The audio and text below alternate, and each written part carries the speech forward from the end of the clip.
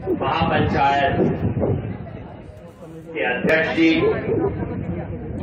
मंच पर विराजमान राजस्थान के और पूरे देश के किसान नेतागण और यहां राजस्थान के किसानों के प्रतिनिधि के तौर पे आए हुए मेरे सभी साथियों,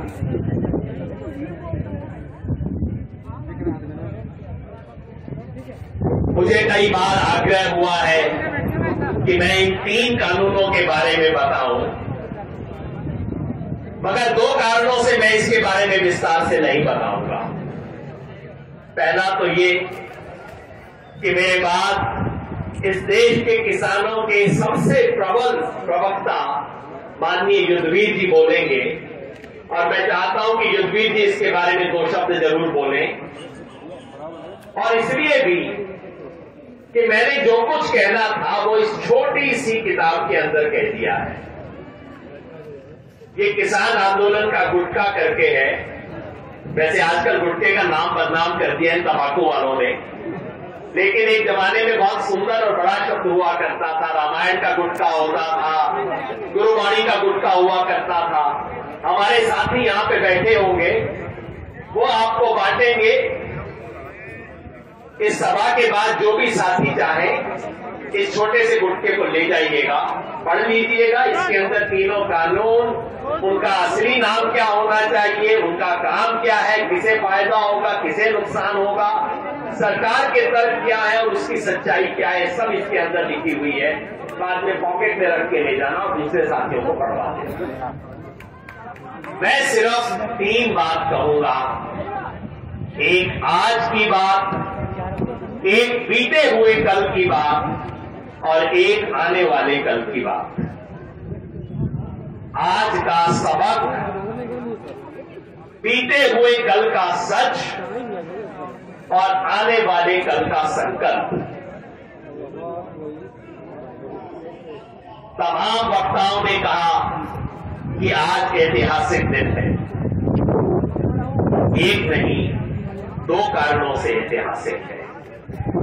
एक तो इसलिए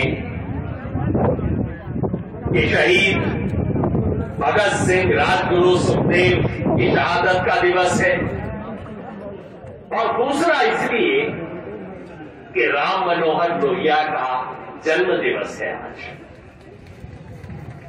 इन दोनों से हम क्या सबक ले सकते हैं, उस पर सोचने की जरूरत है, क्योंकि हम हिंदुस्तानियों की एक बहुत बुरी आदत है।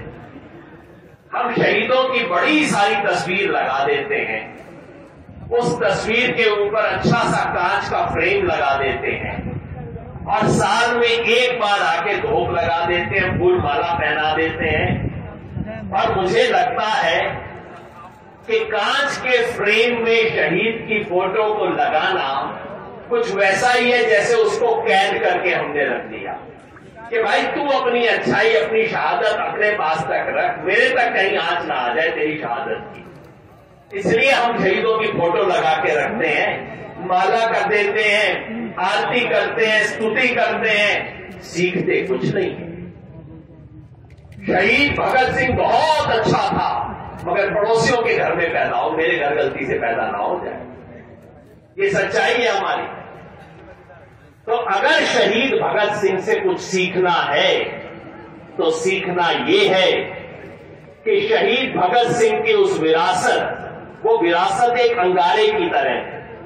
धीरे धीरे अंगारे पे राख जम जाती है, और जब अंगारे पे बहुत ज्यादा राख जम जाती है ना, तो कोई बड़ी कुर्सी पे बैठा हुआ आदमी उसको अपनी जेब में डाल लेता है। और हमारा काम क्या है? आज के शहादत दिवस पे हमारा काम ये है कि उस अंगारे पे रखी हुई राख को फूंक मार मार के उड़ाए, ताकि वो अंगारा दोबारा गर्म हो जाए, ताकि कोई कुर्सी पे बैठा हुआ व्यक्ति उस अंगारे को अपनी जेब में ना डाल सके। और वो करने के लिए हमें शहीद भगत सिंह को पहचानना होगा, उसे नहीं, पीली पगड़ी वाले भगत सिंह को नहीं, उस फोटो वाले को नहीं, हमारे बीच में जो भगत सिंह है उसको पहचानना होगा। मैंने पिछले साल भगत सिंह के शहादत दिवस पे एक सवाल पूछा था कि अगर आज भगत सिंह होती तो कैसी होती। लोगों ने कहा साहब आपको व्याकरण नहीं आती, भगत सिंह होती कैसे बोल सकते हो। मैंने कहा ये तो मर्द लोगों की गलतफहमी है ना कि आज भी भगत सिंह होते तो मूंछ दाढ़ी वाले पगड़ी वाले होते। ऐसा क्यों नहीं हो सकता कि भगत सिंह चुनरी पहन के बैठी हो, ऐसा क्यों नहीं हो सकता कि भगत सिंह बुर्का पहन के बैठी हो, ये क्यों नहीं हो सकता कि भगत सिंह जीन्स पहन के खड़ी हो। ये हमारे बीजेपी वालों को कपड़ों में बड़ा इंटरेस्ट रहता है, इसलिए मैंने याद दिला दिया कि भगत सिंह जीन्स पहन के भी खड़ी हो सकती है।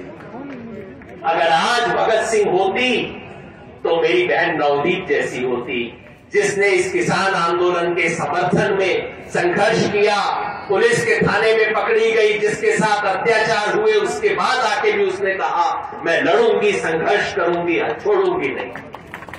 आज उस भगत सिंह को याद करने की जरूरत है। आज हमारे मन में जो छोटा सा भगत सिंह होता है, हम 16 आना भगत सिंह तो कोई भी नहीं है, लेकिन एक आना भगत सिंह हमारे अंदर कहीं ना कहीं बैठा होता है। उस भगत सिंह को याद करें।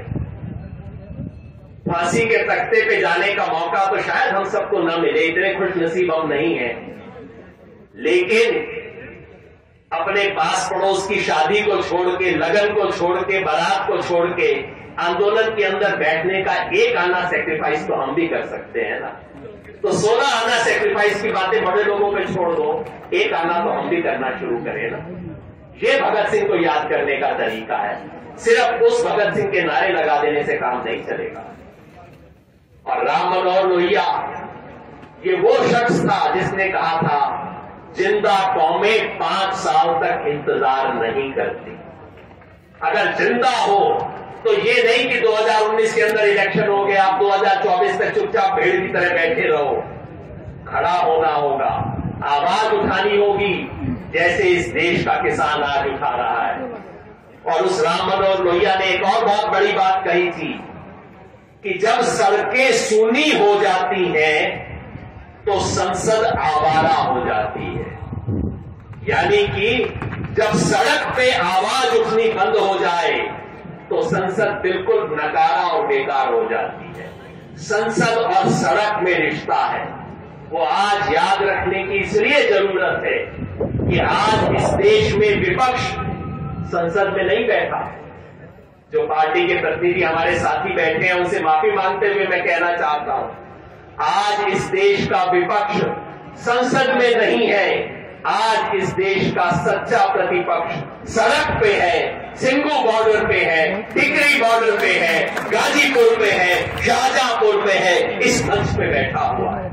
तो राम मनोहर लोहिया को याद करने का तरीका ये है कि इस देश के सच्चे प्रतिपक्ष की आवाज को मजबूत किया जाए।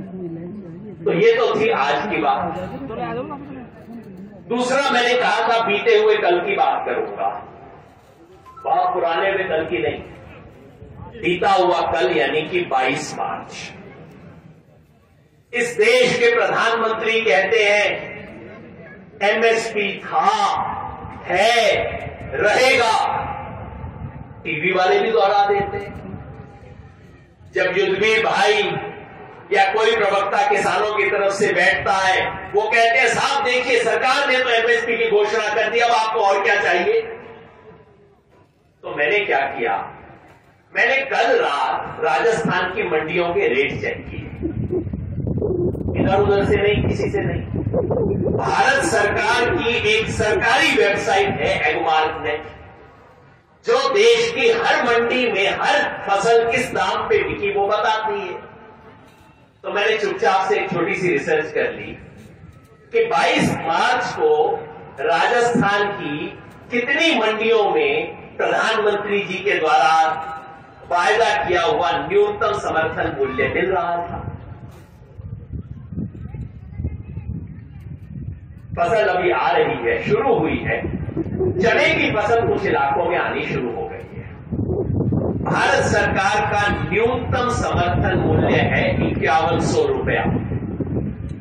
और कल राजस्थान की तमाम मंडियों में मिलाकर जो चना आया उसका औसत रेट जो किसान को मिला सरकार के अपने हिसाब से, वास्तव में जो है उससे कम होगा, मैं सरकारी बात कर रहा हूं, सरकार के अपने हिसाब से 4,523 रुपए का रेट किसान को मिला।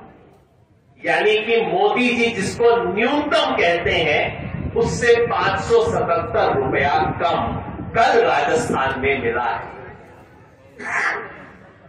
गेहूं की फसल तो बस अभी शुरू ही हुई है। न्यूनतम समर्थन मूल्य है 1975 और कल राजस्थान की मंडियों में मिला है 1697, यानी कि 1700 रुपए से भी कम, सरकारी रेट से 278 रुपया कम। मूंग का मिलना चाहिए 7200 रुपया, कल राजस्थान में मिला है 6220 रुपया। ये मैं औसत, सरकार की अपनी औसत बता रहा हूं, राजस्थान की तमाम मंडियों की। बाजरा की भाई साहब ने जिक्र किया था, 2150 रुपए केंद्र सरकार का न्यूनतम समर्थन मूल्य है और पूरा तो सीजन खत्म हो गया है। कुल मिला के 1220 रुपया राजस्थान के अंदर औसत गलती थी। पूरे सीजन का देख लो, पूरे राजस्थान में पूछ लो, 1300 रुपए से फालतू किसी को नहीं मिला। ये मैं गिनती गिनवाए जा सकता हूं लेकिन कोई फायदा नहीं है। हकीकत ये है कि एक भी फसल में कल राजस्थान में मोदी जी का वायदा किया हुआ न्यूनतम समर्थन मूल्य किसान को नहीं मिला है, एक भी फसल। और हमारे देश के प्रधानमंत्री कहते हैं कि एमएसपी थी, है और रहेगी। इसका क्या मतलब है? प्रधानमंत्री झूठ बोलते थे, बोल रहे हैं और बोलेंगे। यही मतलब हो सकता है इसका। इसलिए इस देश का किसान कहता है कि हम इस न्यूनतम समर्थन मूल्य की कागजी घोषणा नहीं चाहते, हम इसे एक कानूनी गारंटी के रूप में चाहते हैं ना। जो साथी चाहते हैं कि इसकी कानूनी गारंटी मिले, जरा हाथ उठा के बताएं। बहुत बढ़िया, मेरी उम्मीद है कि मोदी जी ने देख लिया होगा। और अब आखिरी बात, आने वाले कल की। कई साथी पूछते हैं, आंदोलन के दोस्त पूछते हैं कि आंदोलन का क्या होगा। आप तो जानते हैं मोदी जी तो बड़े अड़ियल हैं, वो तो मानेंगे नहीं, वो तो लोगों के ऊपर छापा पड़वाएंगे, वो तो इन 3 कानूनों को रद्द करेंगे नहीं। क्या होगा? क्या ये आंदोलन सफल होगा या नहीं होगा? मैं उन सब साथियों को बताना चाहता हूं, मेरे दोस्तों, ये आंदोलन सफल हो चुका है। इस ऐतिहासिक आंदोलन ने 3 ऐसी सफलताएं हासिल की हैं जो इससे पहले के 30, 40, 50 साल में किसी ने हासिल नहीं की। नंबर 1, इसने किसान के आत्मसम्मान को लौटाया है। वो किसान जिसके घर शादी ब्याह का रिश्ता लेके कोई आते थे, पूछते थे लड़के का बाप क्या करता है, तो कहते थे जी इसका चाचा पुलिस में इंस्पेक्टर है। बाप का नहीं बताते थे कि किसान है, क्योंकि शर्म आती थी ये कहने में कि भाई बाप किसान है। आज वही बेटा स्टिकर लगा के घूम रहा है, I love farmers, no farmer no food no future. ये बात कहने की हिम्मत आई है किसान में। सबसे बड़ा फायदा, सबसे बड़ी अचीवमेंट ये है। दूसरा, इस आंदोलन ने किसान की राजनीतिक हैसियत बताई है। सारे नेताओं को एक बात समझ आ गई है, मोदी जी को भी और मेरी उम्मीद है अशोक गहलोत जी को भी समझ आ गई होगी। किसान से पंगा मत लेना कभी आगे से। जिस किसान को ये सारे नेता अपने पांव की जूती समझते थे, जिसको सरकारी दफ्तर में बाहर से दरबान भगा दिया करता था, जैसा करण सिंह जी ने कहा, उस किसान ने इनको धूल चटा के दिखा दिया है कि आगे से किसान से छेड़खानी मत करना, किसान से पंगा मत लेना।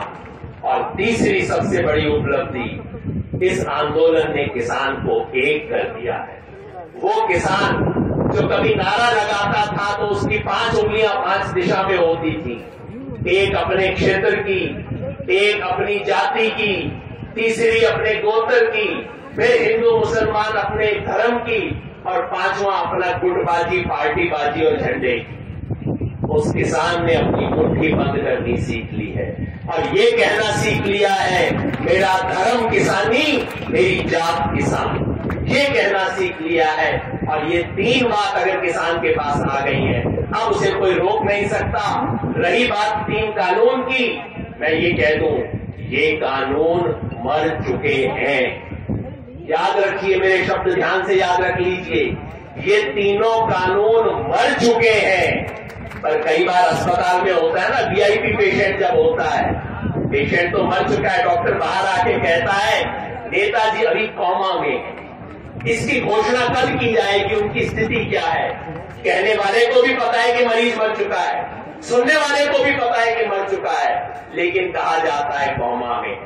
इसी तरह से ये तीनों कानून कोमा में है, मर चुके हैं। प्रधानमंत्री का अड़ियल रुख है कि घोषणा नहीं हो रही। तो हमारे किसी पत्रकार साथी ने कहा कि जी अब तीनों कानून मर ही गए तो आप आंदोलन क्यों चला रहे हो। मैंने कहा भाई मर तो गए हैं, लेकिन डेथ सर्टिफिकेट लेके जाएंगे। बस अब डेथ सर्टिफिकेट उठाने का इंतजार है। हमारे नेता हमारे साथ हैं, मैं जानता हूं आप उन्हें सुनने को व्यग्र हैं, लेकिन हम ये सुनिश्चित करेंगे, लड़ेंगे और जीतेंगे। तो मिलके मेरे साथ कहिएगा, जिसने जीतना है, लड़ेंगे जीतेंगे, लड़ेंगे जीतेंगे, लड़ेंगे जीतेंगे। इंकलाब जिंदाबाद, इंकलाब जिंदाबाद। भारत माता की, भारत माता की। धन्यवाद, बहुत बहुत धन्यवाद सर। वाकई में आपने बहुत स्पष्टता से